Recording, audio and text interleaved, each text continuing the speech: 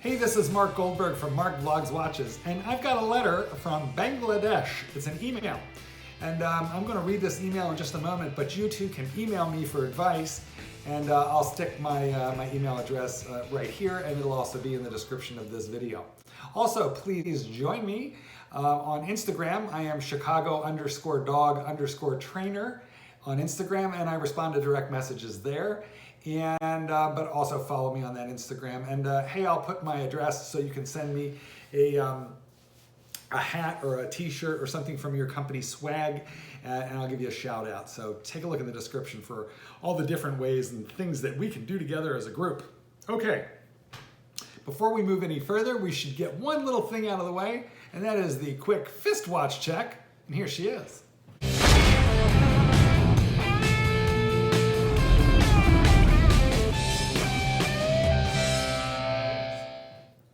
So this is the Rolex Explorer 2 in 42 millimeters of glorious oyster steel, 904L steel.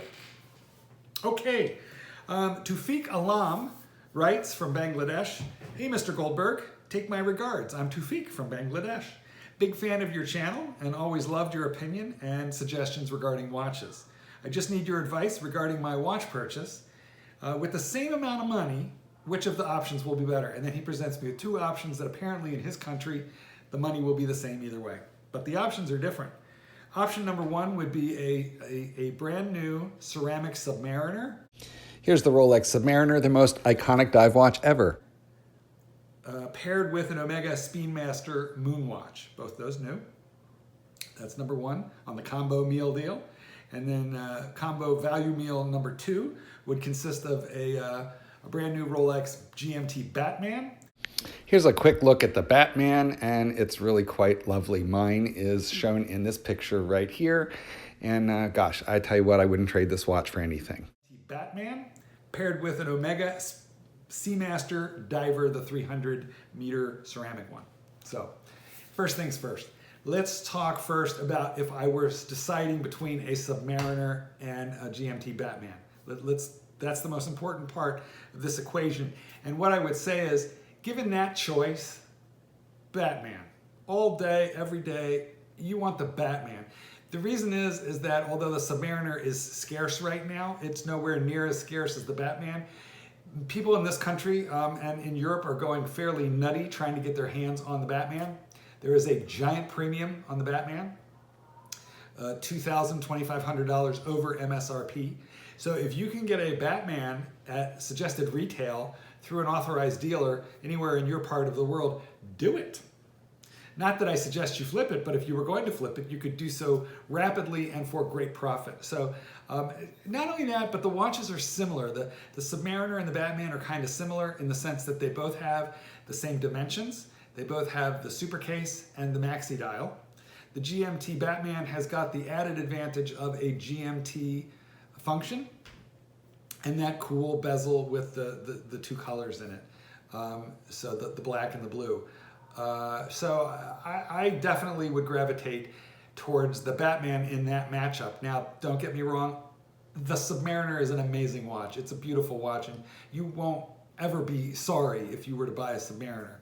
But I think one day, in the not too distant future, if you don't buy the Batman and you had a shot at it, you may kick yourself, because the conventional wisdom suggests that the Batman will eventually and fairly soon be discontinued. That is unlikely to happen to the Submariner. So the Batman is going to be a shrinking, disappearing commodity. It is worth a big premium in most parts of the world, and if you can get your hands on one, I suggest you do that. But in your scenario, you were pairing that with a Seamaster ceramic 300 meter. Here's the thing. I think if you get the Batman, you're gonna find that Omega a little disappointing. Now, that is my personal bias. So I know there are a ton of Omega fans out there. Guys, I'm just not one of those fans. So what I would say right now is, Tudor. Why don't you save a little bit of money and get yourself a Tudor Black Bay? And I've made some videos on the Tudor Black Bay which I'll put a link in the description here, so you can kind of see a little bit more about the Tudor Black Bay. But I recommend that maybe as a secondary watch. That would give you your Batman for the GMT, and then you'd have the sister company to Rolex, which is Tudor. You'd have the Tudor diver at 41 millimeters with a rotating dive bezel, or maybe even the Pelagos. Yeah, the Pelagos. Wow. Okay, so either a Black Bay or a Pelagos. I called the Pelagos, I have it in blue and titanium, which is the only way it comes is in titanium, but in the Pelagos, you can get it black or blue. And I made a video, which I will also put in the description for you, a link to that, called Pelagos, the Submariner Killer, because I think, boy, it's a hell of a watch, and it is a 42 millimeter dive watch. So you have choices here, but if I were you, I think I would avoid the Omega portion of that equation. I decided to throw some video of the Pelagos and the Black Bay in here. We're having a look around the titanium 42 millimeter blue Pelagos. Has a 70-hour power reserve. The titanium bracelet is amazing, and so is the clasp. It glows, but it's very warm, and it's grayer and not quite as shiny as stainless steel. The bezel has some of the best action that I've ever experienced in any dive watch. The clasp is really unique in the sense that it is spring-loaded and highly adjustable. So it is a little prone to scratching, as you can see here, but I have to say it wears very well, and those scratches don't stand out too much. The flip lock clasp is really well done. It has a milled out clasp, and then you'll see the spring-loaded section makes this thing really just super adjustable. You can see it right here. Spring-loaded, guys. So basically almost one size fits all, and it will adjust as your wrist swells up and reduces down according to the heat or cold of the day. The dial is amazing. In this light, it looks kind of dark, but you get it into very bright, direct sunlight, and it's like the perfect vacation watch. Here you're having a look at two Black Bays side by side. On the left you have the burgundy, and on the right you have the black. Now the burgundy has got a gilt dial, and the black has got a matte black dial. Both of these watches are the ETA version. They have since come out, both of them, with an in-house movement that has a longer power reserve.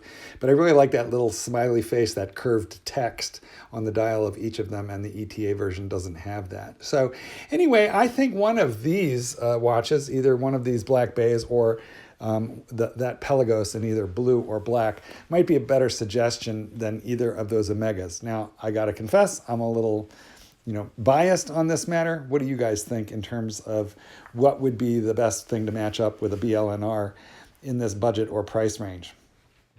So we've got some choices to make here, and I don't know, let's talk about this a little bit in the comments. Give my Bangladeshi friend the benefit of your advice.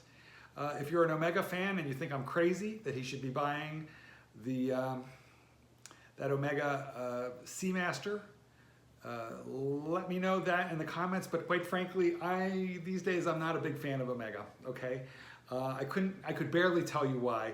I think it has to do with so many of those internet specials and all those special editions in this country. That Speedmaster Professional Moon Watch, which is admittedly is a cool and iconic watch, but it has been dumped onto the gray market, so they're available here really cheap, and it seems to, in some senses, have devalued the watch. And I think that the Tudor watches, if they are available in your part of the world, they are an interesting and somewhat less expensive, but I think actually more interesting watch. So if you can't get the Tudor, and that means that the BLNR just automatically matches up with an Omega Seamaster 300 in your world, Tufik, that's fine. Go ahead and do that. But I think the overriding decision here isn't which Omega did you get, because you almost can't go wrong there if you have to get one of those. I think the bigger decision is which of those two Rolexes you get. You can't go wrong, but I gotta say, if you miss your shot at a Batman, you may never get another opportunity. Okay guys, what do you think? Am I right? Am I wrong? Let's talk about it in the comments. Thanks for being with me. This is Goldberg, still wearing the Rolex Explorer 2. Peace out. Paint the sky.